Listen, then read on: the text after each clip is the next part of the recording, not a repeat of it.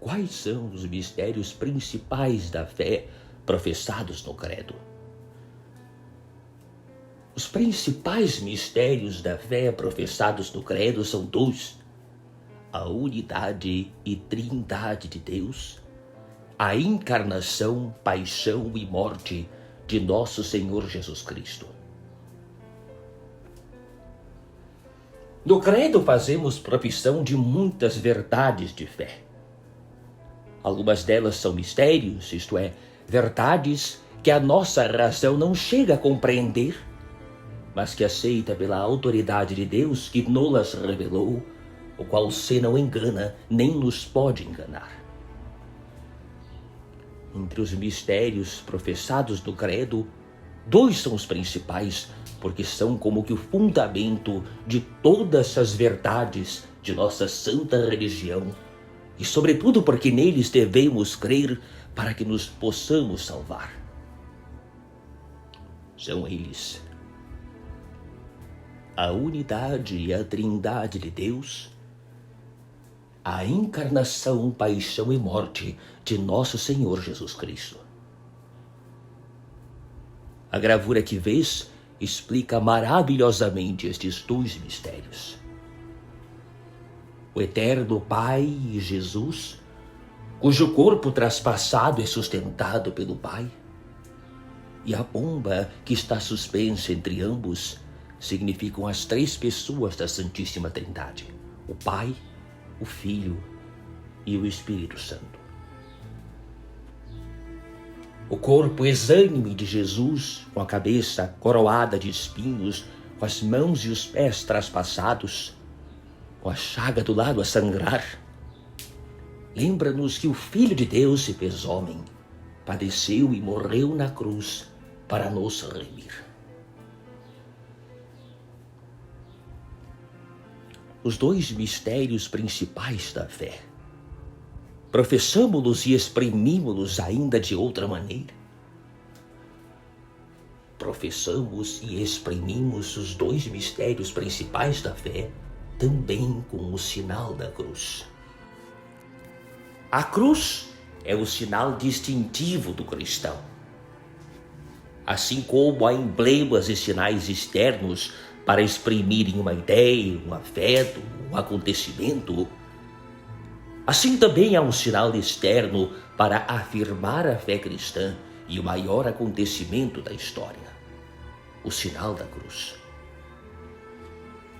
Desde muitos séculos triunfa a cruz no mundo, tendo sido em tempos idos sinal de ignomínia, é ela hoje promessa de vitória. A cruz domina os céus, as alturas imaculadas, brilha sobre as agulhas de nossas catedrais, sobre os tabernáculos, sobre as sepulturas saudosas.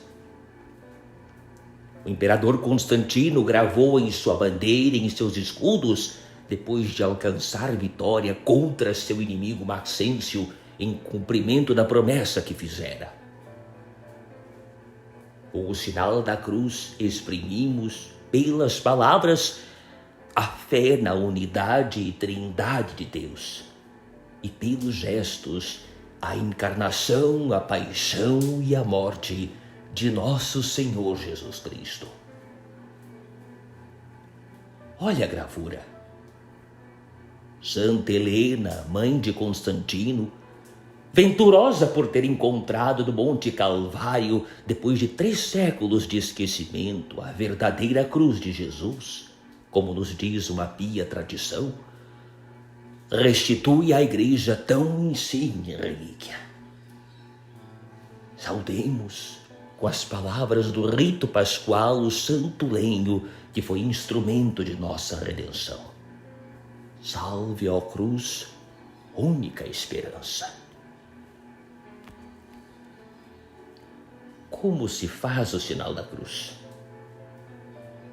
O sinal da cruz faz-se levando a mão direita à testa e dizendo: em nome do Pai, depois ao peito dizendo: e do Filho, depois do ombro esquerdo ao direito, dizendo e do Espírito Santo. E termina-se com a palavra Amém. No sinal da cruz, como exprimimos nós os dois mistérios principais da fé? No sinal da cruz, com as palavras, exprimimos a unidade e trindade de Deus e com um traço da cruz a paixão e a morte de nosso Senhor Jesus Cristo. Não há na terra gesto mais delicado e gentil do que unir à mãe as mãozinhas do seu filhinho para fazê-lo rezar. Todas as mães cristãs renovam este gesto de fé, ensinando a seus filhos quando eles apenas desabrocham para a vida. As almas de fé viva fazem com respeito e devoção o sinal da cruz. Santa Bernadette Soubirous aprendeu com a Imaculada Conceição, na gruta de Massabielle, a benzer-se com profunda piedade. O cristão santifica todas as suas ações com o sinal da cruz. Nós, escrevia já Tertuliano, fazemos o sinal da cruz antes da viagem e do repouso, quando nos levantamos e nos sentamos à mesa, no princípio e no fim de cada dia, nos perigos da alma e do corpo. É utilíssimo fazer sempre devotamente o sinal da cruz, porque ato externo de fé reaviva em nós esta virtude, vence o respeito humano e as tentações e nos obtém as graças de Deus. Pelo sinal da cruz, livrai-nos, Senhor, dos nossos inimigos. Palavras da liturgia. Criou Deus somente o que é material no mundo? Deus criou não somente o que é material no mundo, mas também os puros espíritos e cria a alma de cada homem. Vê no quadro a visão de Jacó. Fugira ele de casa com medo de seu irmão Esaú, do qual havia extorquido o direito de primogenitura e a bênção paterna. Quando se cansou, estendeu-se por terra e adormeceu. Viu uma escada que, saindo da terra, chegava até o céu, até o trono de Deus, e muitos anjos subiam e desciam por ela. Entre os seres criados por Deus, uns há mais perfeitos, outros menos perfeitos, à semelhança dos degraus de uma escada, que uns estão mais embaixo e outros mais no alto. Aos degraus inferiores poder-se-iam comparar as coisas inanimadas e que não têm vida, como por exemplo a pedra, a água e os metais.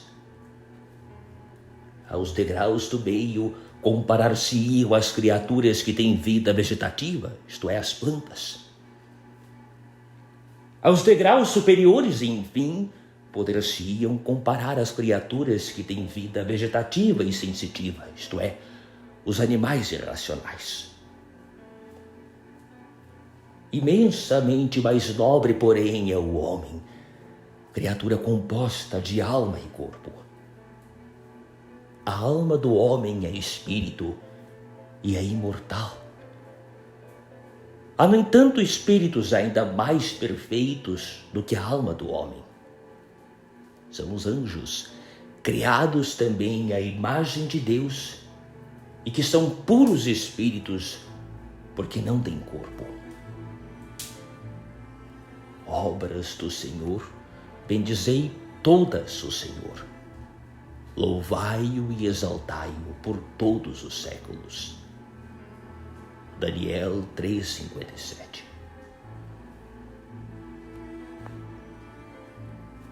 Quem são os puros espíritos?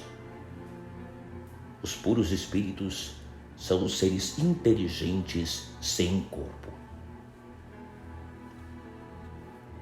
Os espíritos celestes aparecem geralmente aos homens sob a forma de lindos jovens, de guerreiros, de mensageiros do Senhor. Não se deduz por isso que eles tenham corpo. Sendo puros espíritos, nada têm de corpóreo, nem mesmo poderiam ser representados aos nossos sentidos. Deus permite que eles apareçam sob forma humana, para que os homens possam perceber-lhes a presença e compreender-lhes o ofício.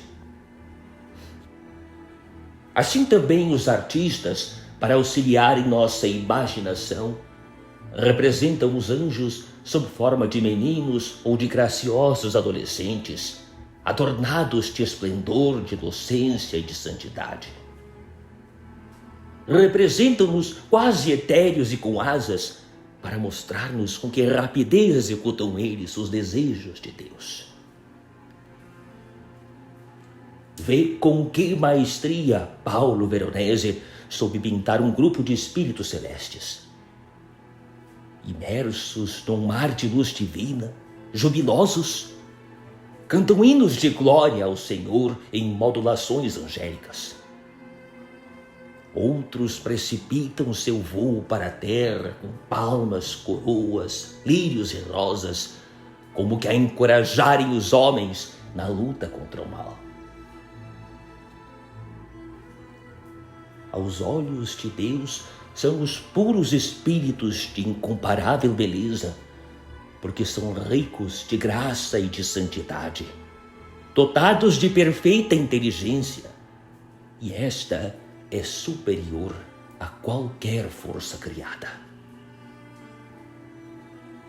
Seu número é incalculável e, como afirma Santo Tomás, supera todas as criaturas materiais reunidas. São como um esplêndido e maravilhoso exército. Costuma-se dividi-los em 9 coros: anjos, arcanjos, principados, tronos, dominações, potestades, virtudes, querubins e serafins. Anjos do Senhor, bendizei o Senhor. Daniel 3:58. Quem são os anjos? Os anjos são ministros invisíveis de Deus e também os nossos guardas, tendo Deus confiado cada homem a um deles. Deus criou multidões inumeráveis de anjos para fazerem parte de sua corte de honra no céu e serem ministros de suas mensagens na terra. Muitas vezes Deus envia-os aos homens para manifestar a estes sua divina vontade. Assim aconteceu com o anjo da Anunciação, com os do Natal e com o anjo da Ressurreição. São eles também nossos guardas. Desde o dia de nosso nascimento fomos confiados à guarda de um anjo que nunca nos abandona e nos acompanha por toda parte para proteger-nos, auxiliar-nos e defender-nos do demônio e de todos os outros perigos. Tu também tens a teu lado o teu anjo da guarda. Quando procedes bem, ele sorri. Quando fazes o mal, ele cobre o rosto e chora. Honra teu anjo, sendo-lhe muito grato e amando-o com todo respeito. Não o contristes jamais, ouve-o e invoca-o sempre dos perigos e quando o diabo te impelir a cometer o pecado. Porque mandou junto de ti os seus anjos que te guardem em todos os teus caminhos. Salmo 90, 11. Os demônios, quem são? Os demônios são anjos que se rebelaram contra Deus por soberba e foram precipitados no inferno, e que por ódio contra Deus tentam o homem para o mal. Os demônios são os anjos maus. Lúcifer era o anjo mais lindo do paraíso. Tornou-se orgulhoso, revoltou-se contra Deus e consigo arrastou muitos outros anjos rebeldes. Levantou-se Miguel contra eles e com os anjos fiéis combateu contra Lúcifer e seus sequazes. Estes foram expulsos do paraíso e precipitados no inferno, e desde então são chamados demônios. Eles também, como os anjos, são puros espíritos sem corpo. São inimigos de Deus a quem odeiam. Invejam a nossa sorte, porque fomos destinados a ocupar do céu o lugar que eles abandonaram por orgulho. Não podendo vingar-se contra Deus, procuram todos os meios para fazer-nos mal, perturbando nossa alma com maus pensamentos e nosso coração com maus afetos. Impelem-nos assim ao pecado, que é rebelião contra Deus. Caros meninos, não escuteis as insinuações do demônio. Repeli-o imediatamente, pedindo auxílio a vosso anjo da guarda. Dizem os santos que o demônio é como um cão preso à corrente. Ladra muito, mas morde só os que dele se aproximam. Houve no céu uma grande batalha. Miguel e seus anjos pelejavam contra o dragão, e o dragão com seus anjos pelejavam contra ele. E foi precipitado aquele grande dragão que se chama o demônio, e foram precipitados com ele os seus anjos. Apocalipse 12, 7 a 9. Quem é o homem? O homem é um ser racional composto de alma e de corpo. Que é a alma? A alma é a parte espiritual do homem pela qual ele vive, entende e é livre. Depois de haver criado o céu, a terra, a luz e todas as coisas, disse Deus: façamos o homem à nossa imagem e semelhança. Gênesis 1:26. Plasmou Adão com o lodo da terra e, soprando-lhe no rosto, deu-lhe um espírito, isto é, a alma. Infundiu depois em Adão um profundo sono, durante o qual tirou-lhe uma das costelas, com a qual fez a primeira mulher, a quem deu o nome de Eva, que quer dizer mãe dos viventes. O homem e a mulher são compostos de alma e de corpo. A alma é a parte mais nobre do homem, pois o faz semelhante a Deus, o que se não dá com as outras criaturas existentes na terra. Adão e Eva eram felizes no paraíso terrestre. No entanto, bem sabeis como abusaram eles de sua liberdade, comendo o fruto proibido. Caros meninos, a alma é um grande dom que recebemos. Agradecei a Deus o ter vos feito capazes de conhecê-lo, amá-lo e servi-lo. A vida de tua carne é tua alma. A vida de tua alma é o teu Deus. Santo Agostinho. A alma do homem morre com o corpo? Não. A alma do homem não morre com o corpo, mas vive eternamente porque é espiritual. A alma do homem é espiritual, como é espiritual a sua inteligência. Por ser espiritual, é a alma independente do corpo. Eis o motivo pelo qual estão ambos muitas vezes em contradição. Por exemplo, o corpo sentindo prazer e a alma imersa em tristeza. Sendo espiritual, simples e independente do corpo, não pode a alma ser destruída pela morte. O quadro representa a Santa Felicidade, nobre matrona romana do século II. Mulher forte que era, mostra com um movimento enérgico do braço e com a firmeza do olhar a fortaleza adamantina de sua fé. Ficando viúva com 7 filhos, educou-os como uma verdadeira mãe cristã sabe educar. Acusada ao imperador, mostrou-se pronta a dar a sua vida por Jesus Cristo, acompanhada pelos filhos. Com heróica fortaleza assistiu ao martírio de todos eles. Coragem, dizia-lhes, enquanto eram estraçalhados pelos carrascos e passados a fio de espada. Coragem! E todos, inclusive a mãe, receberam a palma do martírio. A alma do homem é imortal.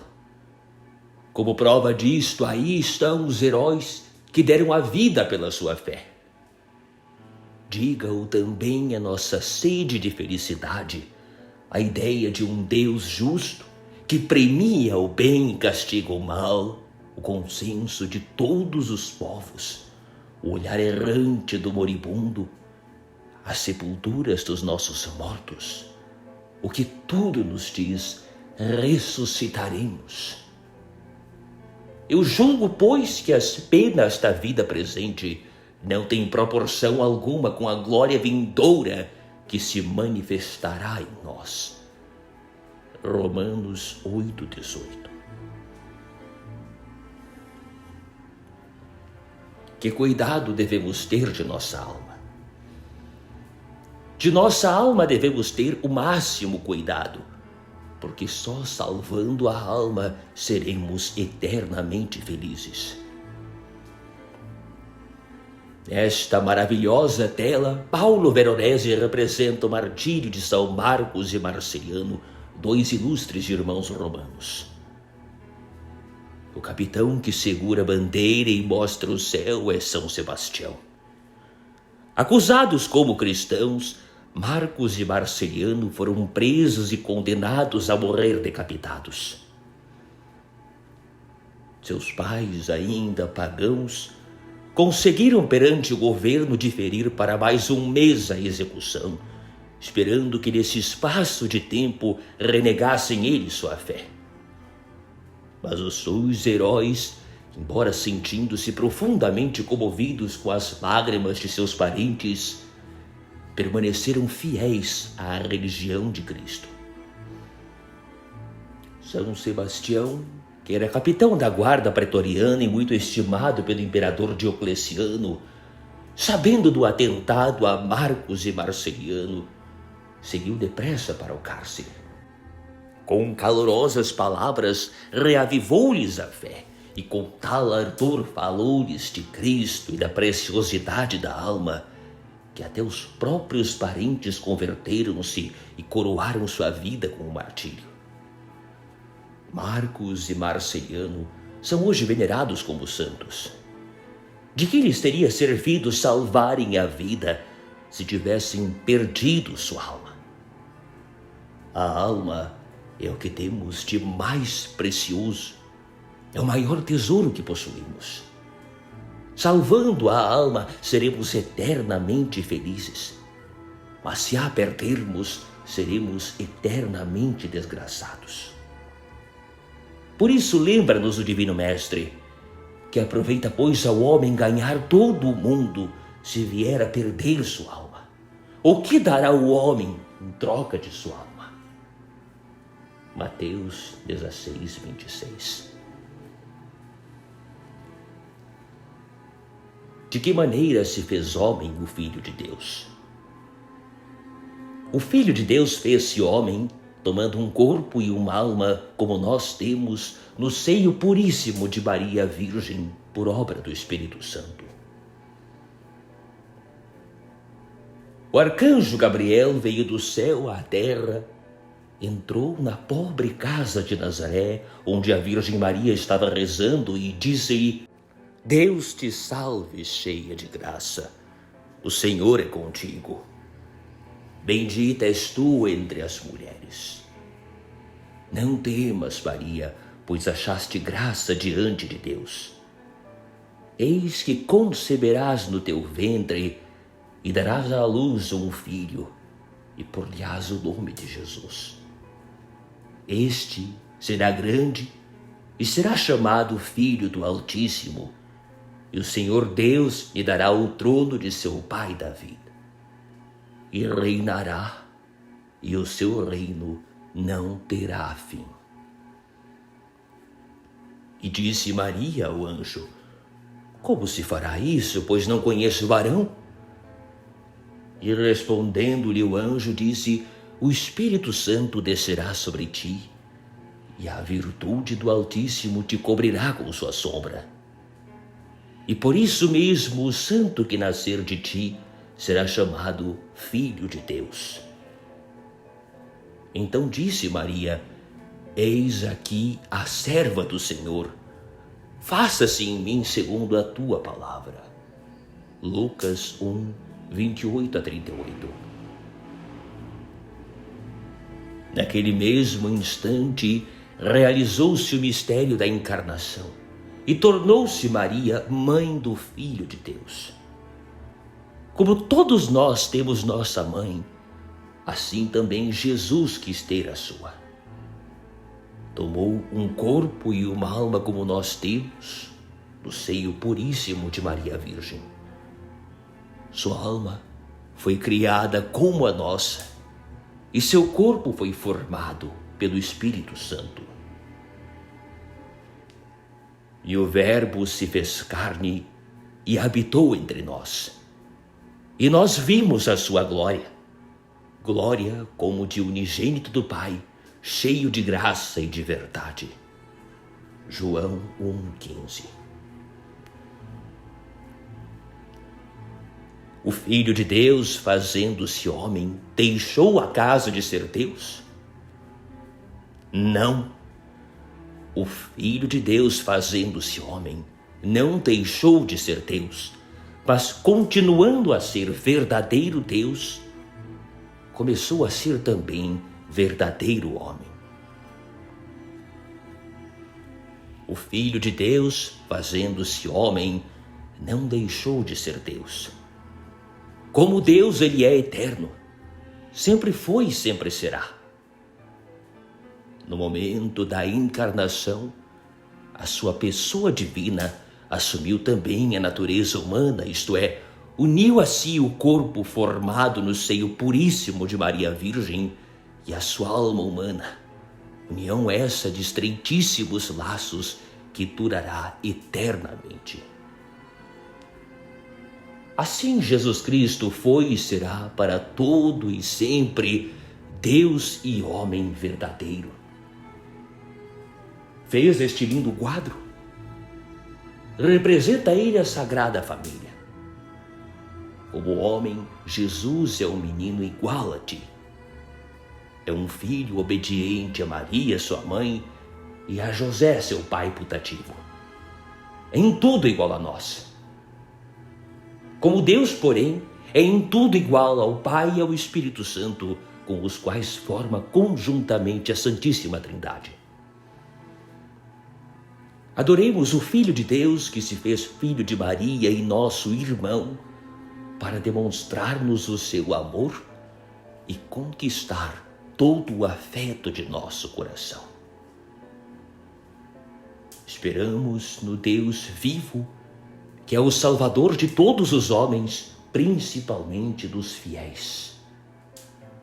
Primeira Epístola a Timóteo 4:10.